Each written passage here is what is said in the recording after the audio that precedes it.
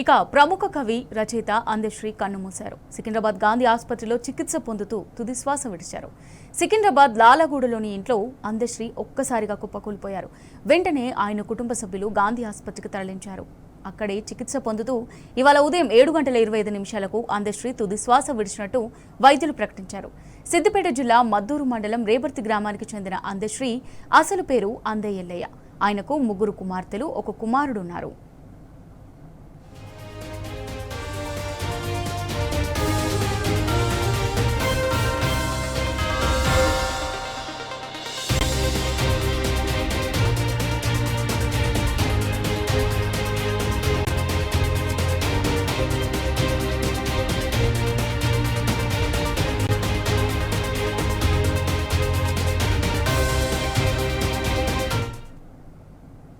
అందశ్రీ తెలంగాణ ఉద్యమంలో కవిగా కీలక పాత్ర పోషించారు. ఆయన రాసిన జయ జయ హే తెలంగాణ జననీ జయ కేతనం పాట తెలంగాణ ఉద్యమంలో మారుమోగింది. చదువు లేకున్నా మట్టి ప్రేమను, గుండె తడిని నిండిన అనేక పాటలు అసువుగా పాడేవారు అందశ్రీ. ఆయన సాహితీ సేవకు గాను కాకతీయ యూనివర్సిటీ నుంచి గౌరవ డాక్టరేట్ అందుకున్నారు. 2006లో గంగా సినిమాకు అందశ్రీకి నంది పురస్కారం అందుకున్నారు. 2014లో academy of universal global peace doctorate, 2015లో Dasarathi సాహితీ పురస్కారం అందుకున్నారు. 2015లో రావూరి భరద్వాజ సాహితీ పురస్కారం, 2022లో జానకమ్మ జాతీయ పురస్కారం, 2024లో దాశరథి కృష్ణమాచార్య సాహితీ పురస్కారం, లోక్ నాయక్ పురస్కారం అందశ్రీ అందుకున్నారు.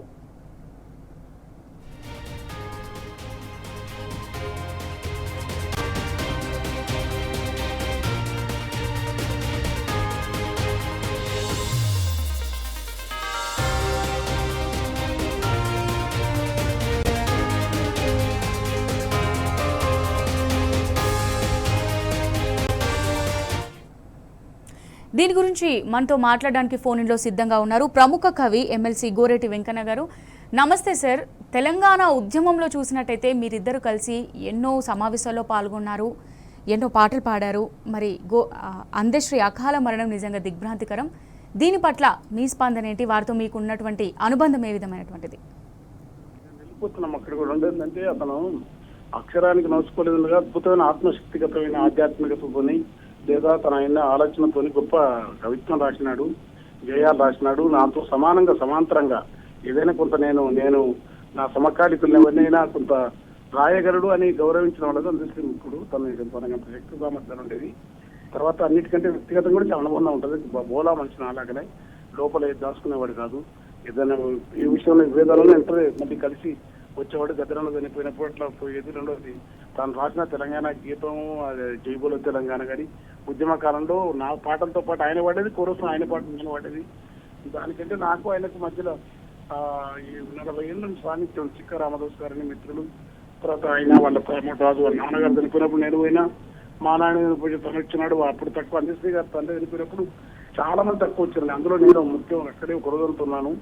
అది వ్యక్తిగత అనుబంధం ఉంటుంది. ఉద్యమ కాలం నుంచి వరకు చాలా ఆయన ఓనమాల నుంచి మొదలెట్టి గొప్ప స్థాయి తెలంగాణ గుర్తించగల శిఖర సమానంగా ఎదిగినవాడు. సాటి కవి.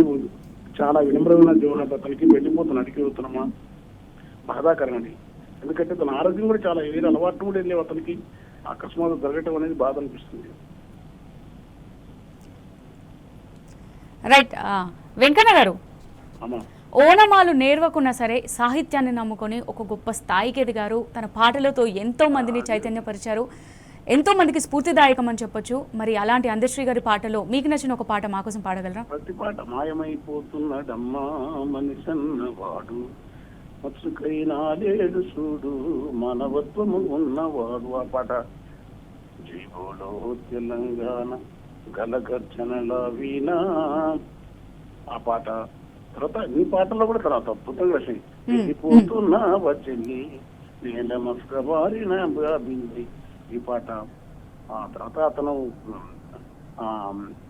మా ఇద్దరి మధ్యలో మంచి సంబంధం ఉంటుంది. ఆత్మీయంగా అది వేరు. కానీ తాను ఏదైతే గొప్పతనం ఉందో అక్షరం ఓడమాలు నిలవలే కానీ ఆత్మగతమైన శక్తి, ఆధ్యాత్మికత తన భావన పట్ల ఉన్నది తనలో. లేకుండా ఎవరు తర్వాత చాలా అద్భుతమైన గేయాలు తెలంగాణ గుర్తించుకోరిన ఉత్తమోత్తమ సాహిత్య కొన్ని 10 పేర్లు అంటే 10 పేర్లలో తాను ఇప్పుడుగానే ఉంటాడు. అంత గొప్ప కవి. గీత రచయిత కూడా ఆ గీతాన్ని అందరూ ఒప్పుకున్నాం. ఆయన గొప్పతనం అది అది నేను వాడేది ఆ పాట కూడా నిలబడి సభలో చాలా సార్ చాలా అంటే అన్ని బాధాకరం. అది ఊహించలేదు. అతనే అది చేసిన సందర్భం వచ్చి. ఓకే వెంకన్న గారు, మీ వాయిస్లోనే అర్థమవుతుందండి ఆ బాధ. ఆ ఉద్యమ సమయంలో మీ ఇద్దరి బాండింగ్ అనేది చాలా ప్రత్యేకం. ఇద్దరు కలిసి ఎన్నో సమావేశాల్లో పాల్గొన్నారు కదా. ఓకే, థ్యాంక్ యూ వెంకన్న గారు.